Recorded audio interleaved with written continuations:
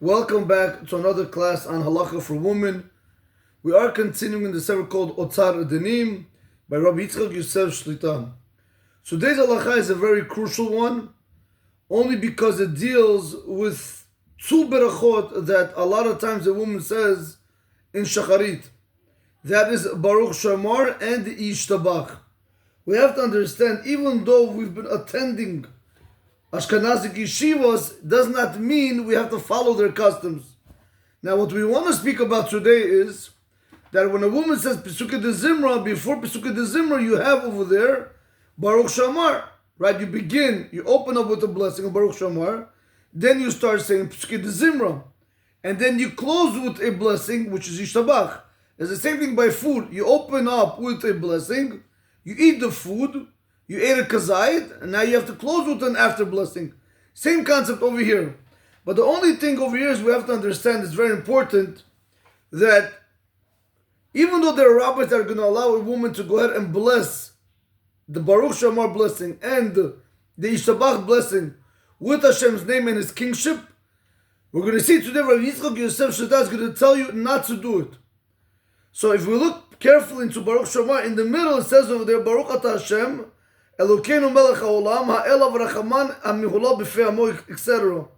So when you're looking over here to the blessing of Baruch Ata Hashem, Elokeinu melech haolam, you're going to have to skip out. We'll see. If you want to eventually say Baruch Shamar, you're going to have to skip out Hashem's name and His kingship. Also towards the end, when it says Baruch Ata Hashem melech mihula b'shibachot, you're going to have to skip out Hashem's name. You can't say Baruch Ata Hashem melech mihula b'shibachot. You'll say Baruch Melech Mehula B'Shishbachot, but you can't say Hashem's name.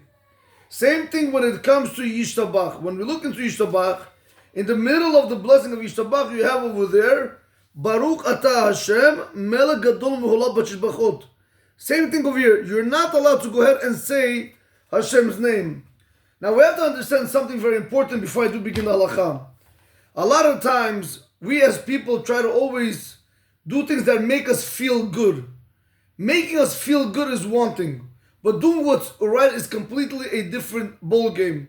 What do I mean? A woman might want to go ahead and say the barachot of Baruch Shamar and Yishtabach because she feels like she's connected to Hashem, which is fine. She has those feelings. We can understand it. But is that the right thing to do? No, it's not. We need to understand. When we deal with barachot, especially for women, there isn't a mitzvah from the Torah when it comes to blessing. For example, by men, we have two mitzvahs which are from the Torah. One of them is Kriyat Shema, reciting the Shema. The second one is saying Birkat HaMazon. Even the text of Birkat HaMazon is only from the rabbis. But the concept is from the Torah. But women don't even have that.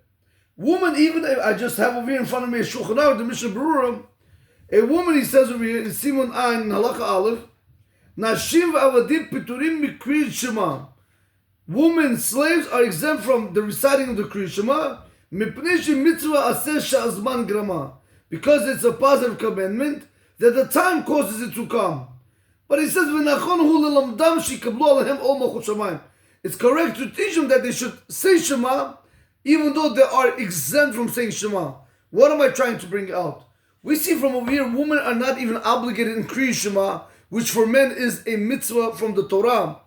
So you have to understand one thing. When it's a rabbinic origin, don't try to be stringent and go ahead and try to do the mitzvah. Why? Because now you're going to go ahead and you're going to put yourself into a bigger problem with a biblical law, which is what? We have a halacha that Rabotai that says, also it's one of the commandments, Lo tisah et Shem Hashem l'shav. You're not allowed to carry Hashem's name in vain. You're not allowed to bless blessings in vain. And a lot of times, it's, Rabotai, I don't want to get into this right now, even when women do berachot party. The halacha says, again, if you guys don't know how to do it, it's one thing. But it's another thing, let's say if you have a rebbetzin over there, or you have a woman that, she knows halachot, and she says, listen, I'm going to say shahakol, and I'll fulfill everybody else's obligation. I will be I want to take out your obligation, and you guys have in mind that you guys want to take out your obligation with me. So basically, it's like you do with the shofar. The rabbi says, I want to take out the community's obligation, And the community wants to take out their obligation with the rabbi. Same thing over here. Doesn't have to be only water. It could be apples. It could be hadam. It could be anything, even with tefillin, even with tzitzit. It could be with anything because the halacha says birov am hadrat melech. When there's a lot of people, there's more glory that's brought to Hashem. But what happens a lot of times when people go to a berachot party? So I'll say shahakol. I'm talking about the woman's berachot party. She'll say shahakol. One woman's going to answer amen. She'll say shahakol. Another woman's going to answer amen. She'll say shahakol. Rabotai, do you guys understand how many problems you guys go in over here?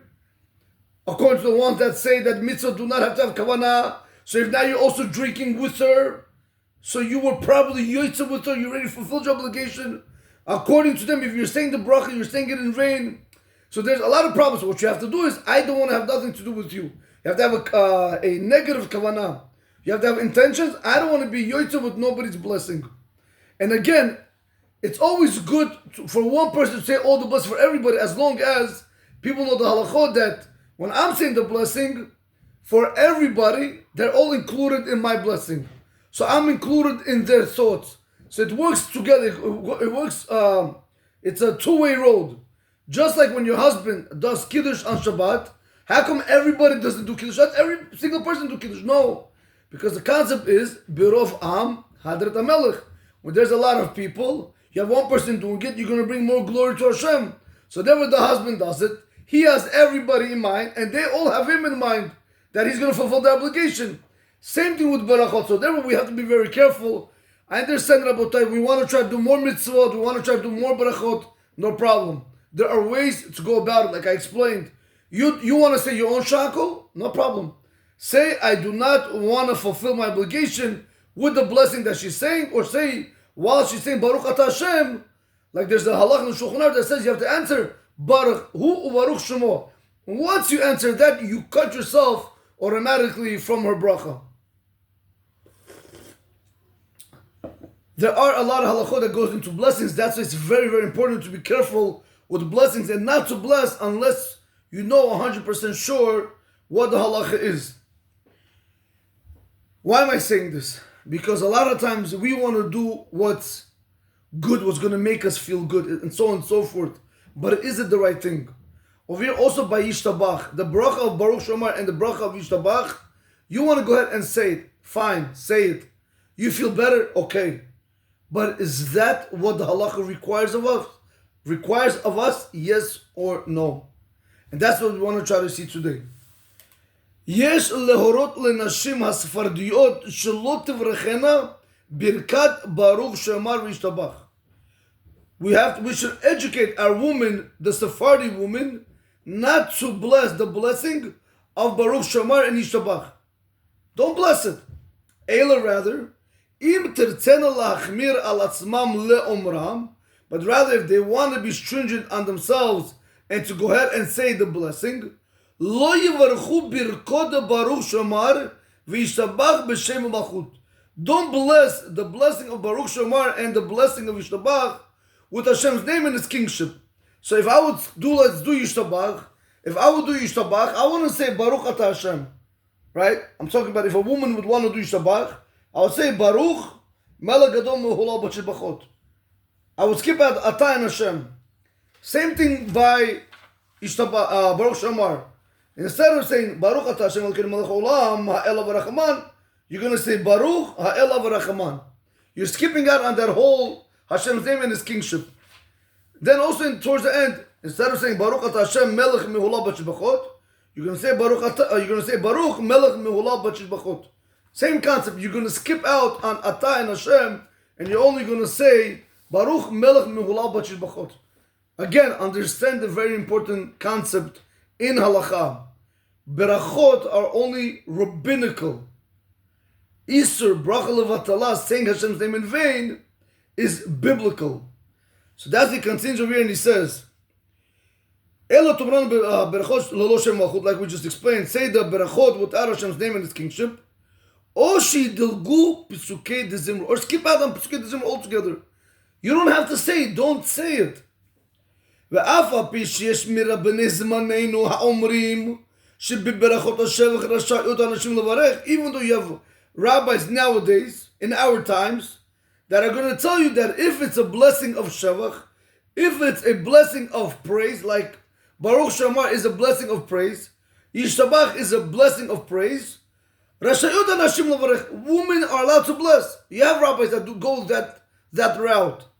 Mikol Makom, nevertheless, Yesh Cholkim. Nevertheless, there are rabbis that disagree with these rabbis that allow. Viklal Gadol Hu, and we have a very big rule, we have an important rule in our religion, Safek Berachot Lakel. Whenever you have a doubt to bless a blessing or not to bless a blessing, since Berachot are only a rabbinic origin, Lakel, we're going to tell you to be lenient and not to bless. However, he says, Hanashim Shel Edut HaAshkenazim, women that are from the Ashkenazic women, Harotzot Levarech Baruch Shomar V'Yishtabach Al Peskei Zimra Rashayot. If they want to go ahead and they want to say the blessings of Baruch Shomar and Yishtabach for Peskei Zimra, they're allowed to go ahead, they're permitted. Why? Sheyesh Lahem Al Ma Shismechu. They have what to rely on.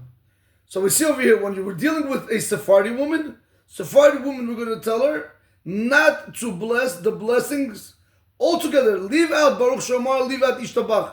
You want to say it, you could say it without Hashem's name and His kingship in the appropriate places like we mentioned. However, when it comes to Ashkenazic women, if they want to bless, they have what to rely on. Have a great day. Baruch Adonai Olam. Amen. Amen.